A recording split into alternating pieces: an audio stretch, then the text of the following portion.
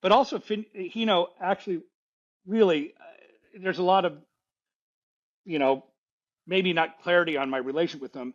When I turned pro, I was 18 years old when I got offered a pro contract with Renault. Turned 19 a month later. In November of 1980, Hinault and Cyril Guimard flew to Reno, Nevada, and spent 3 days with me. I went running with Hinault, did a little cyclocross with him. He was an incredible person, and he was a perfect leader for the team. Honestly, he really broke the chain of the traditional one leader, worker bees behind him. If you watch any Merck, everybody dedicated everything to him. And Renault, we had such good talent that we raced at the moment. If whoever was the best at that moment would be the leader. And it was really team strategy. It was a great way to race because Hinault wasn't this egomaniac who insisted on winning every race. He helped riders win races. And so knowing that, he was truly, he was a hero, but I admired him as a person. And he would stick to his words. If he said he's going to split the prize money, he was going to do this or do that, he would do it. And so the difficult thing was going to him in 85. And it's still, he was the same person in 85. He didn't try to keep me from winning the Tour. Coakley and Capie did. And Hinault, when I had 4 or 5 minutes on him in the stage in Les Ardennes, I don't think Hinault was yelling at Coakley. Was that the day with Roach? Yeah, day with Roach. And I don't think he was telling Coakley to go tell me to stop because he wants to win the Tour. But Coakley and Capie, that was their goal, to win the Tour de France. And Coakley, the team lied to me, basically said he's 45 seconds behind me. I waited minutes and he still didn't show up, and he was still 2 minutes behind me. So I was upset at the team, not at Hinault at all. And Hinault said he realized he won the Tour that year. He's going to work for me the next year. And but help me understand the tactics there, Greg, because 1985, Hinault wins the Tour for his 5th and final time, and you're second on GC. We don't really see that anymore. We see teams set up, and maybe with the exclusion of Jumbo Visma here this year, because I can't really understand their tactics where they're still keeping Sepp Kuss in the top 10. But we're typically seeing in the post Armstrong era, teams set up around one rider who's leading the team. Domestiques will ride themselves to a halt in the mountains, and then they'll pull off where they can hardly turn a pedal stroke anymore. How is this working where he knows winning the Tour, but you're in a supporting role, but still able to hang on for second overall? But we weren't. It was still similar racing at that time. I mean, I said the other teams had one leader. How many teams really have two Tour de France, potential Tour de France winners, and almost the same? Honestly, Guimard had 3 Tour de France winners at the same level. Hinault, Fignon are at really 3 Tour de France winners out of one team. Very, very rare. So if you thought about it from a sponsor's perspective, it's a safe bet. Having 2 riders can win the Tour or the Giro, although at one point somebody's going to have to make that sacrifice, but it doesn't guarantee that you pick that one leader that he's going to be at the best that year. What would you have better have, me on Renault against Hinault, or me with Hinault on tap on La Viclaire at the time? That was a smart move because I think if I stayed with Renault in '85, I would have won. But at the time, I got paid there to go help him win I got paid handsomely.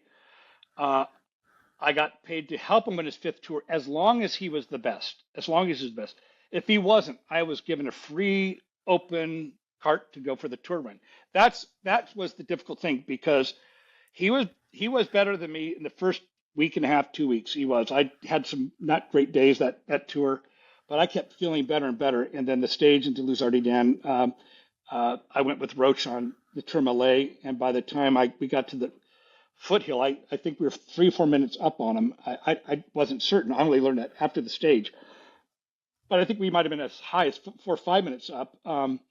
I waited for him and still finished 2.5 minutes up. And when I give my word, I give my word. I don't break contracts. I stick to agreements. And as upset I was with the team, Hinault said he would work me for the next year. The next day, he was getting dropped in L'Aubisque when Roche won, and I literally pushed him up the Tour.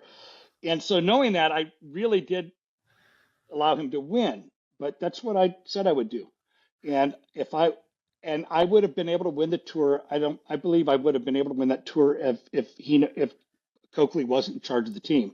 I would have won that day or been on the top place in Luz RDMN, and I would have had 4 minutes on Hinault. It wouldn't have been Hinault holding me back. It was the team. That's who I was upset with. So in So we're heading into '86, 86, and then we have this, so much has been made of this promise from Hinault to say next year it's your turn in 86. Is there truth in that? Did he say that? oh yeah, I mean, even in an interview I saw, I don't know, somebody said there was a new documentary in France. And I saw an interview with 2 or 3 weeks before the '86 tour, and he said, "Oh yeah, Greg's, I'm going to work for him." I know he went to Colombia and had he came out of a really good shape, and he, but I know that there was more. Imagine that he was a five-time Tour de France winner, and Bernard Tapie, if people knew who he was like a Trump. I mean, egomaniac, scary, powerful, actually. And I imagine he's telling, screw LeMond, forget, yeah, and I look back, I go, yeah, I could see it because he had a chance to be the one time, he'd have been the only six-time winner of the Tour de France. And I think he could have won it that year he was that good. And so 3 days before the tour, I think maybe at the tour, he was asked, about the leadership. And he said, well, the leader's going to take place after the leader will be the one who wins the time trial, the first one. And I'm like, I didn't say anything to him, but I'm like, are you kidding me? I can't believe that change. And the crazy thing, even if that was the case, he won the time trial only because I had a flat tire and a broken wheel. I would have won that time trial.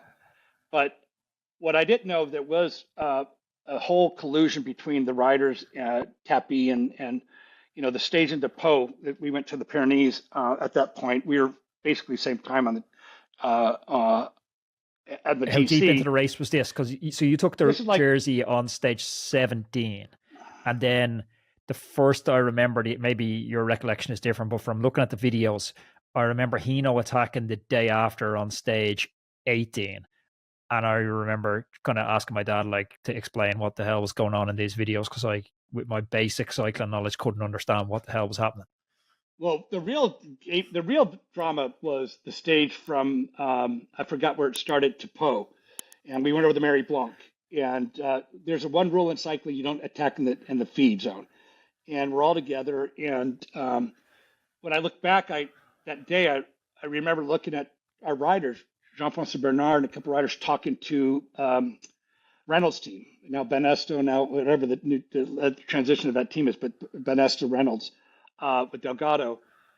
And so we're just cruising along. Just right before the feed, somebody attacks through it. Boom, attacks through it, and it's kind of chaos. But I'm kind of going, okay, it'll just slow down. I grab my musette, I get out, and a couple kilometers, the peloton's kind of stopped. Okay, and everybody's drinking and all that. We go for 20 Ks like that. I assume everybody's together. The whole peloton's together. And then the talkboard comes back, and there's Delgado, I forgot who else, Cabestoni, something like that. Almost 4 or 5 minutes up in a breakaway.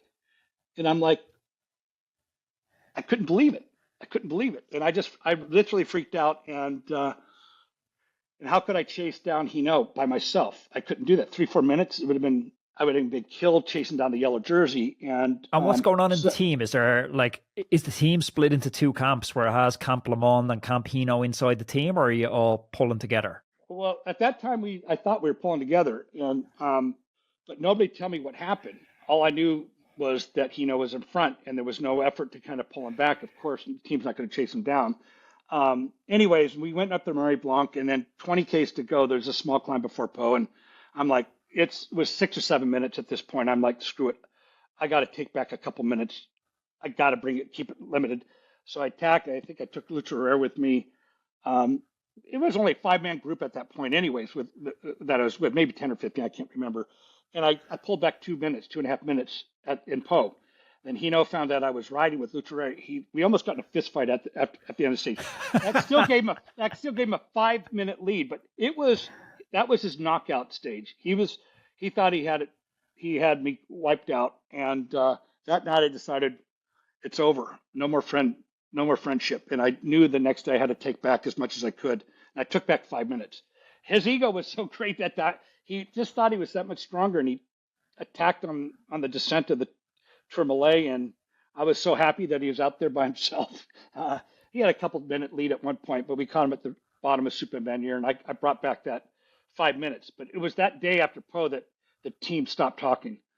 But years later, I just recently, they did a documentary with Hinault of that tour, and Jean-François finally came out and admitted that, yeah, they colluded, possibly exchanged money with the Reynolds team during that feed to isolate me.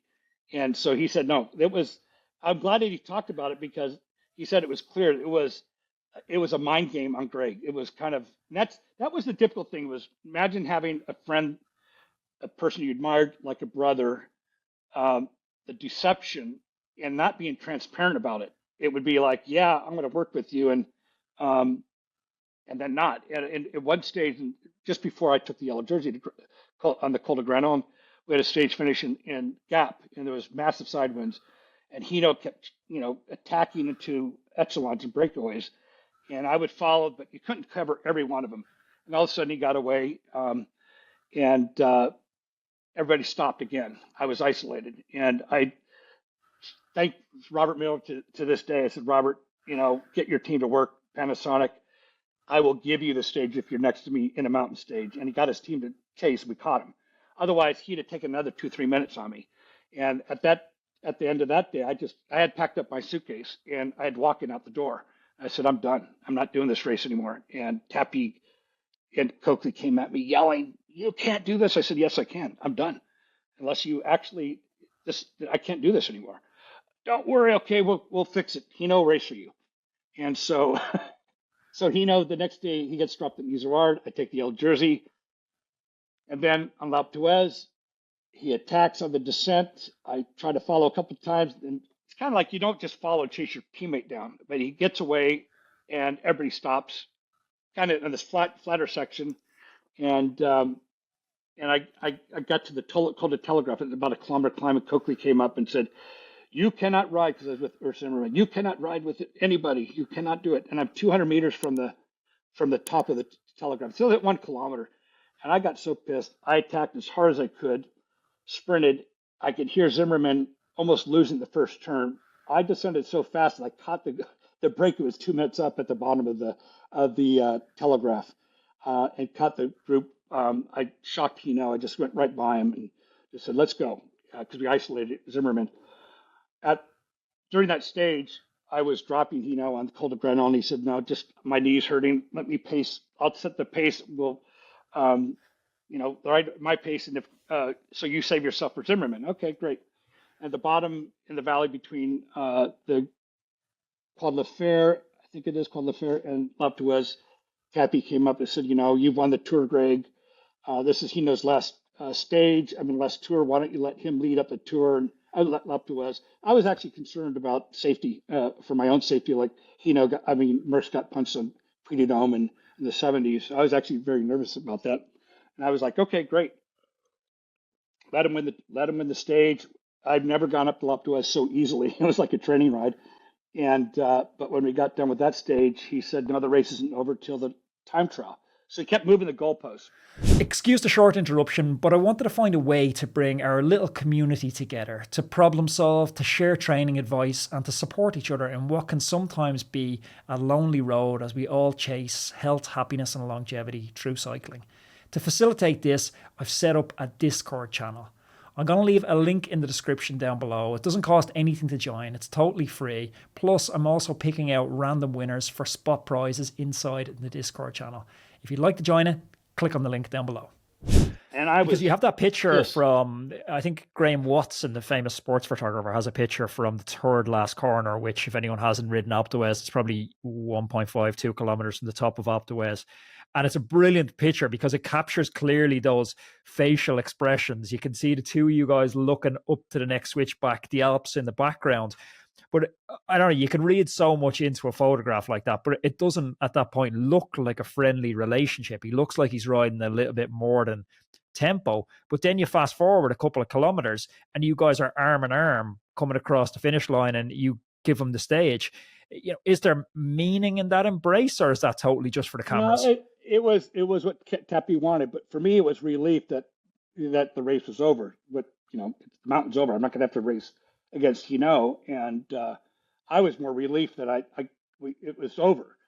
And then in the interview right after that stage, and he said, "No, it's not over till the time trial." And I'm like, I wish you would have said at the bottom, because honestly, I was so much better than he was that day. I would have dropped him so easily on an up to us. I said that. I said that into my mind on doing the interview. You son of a bitch! Why didn't you see that at the bottom of up to us? But the crazy thing, what made that even I mean, an ex teammate of his, Bernard Valet, I found out that he would be willing to take me down, crash me out of the race, and then in the time trial.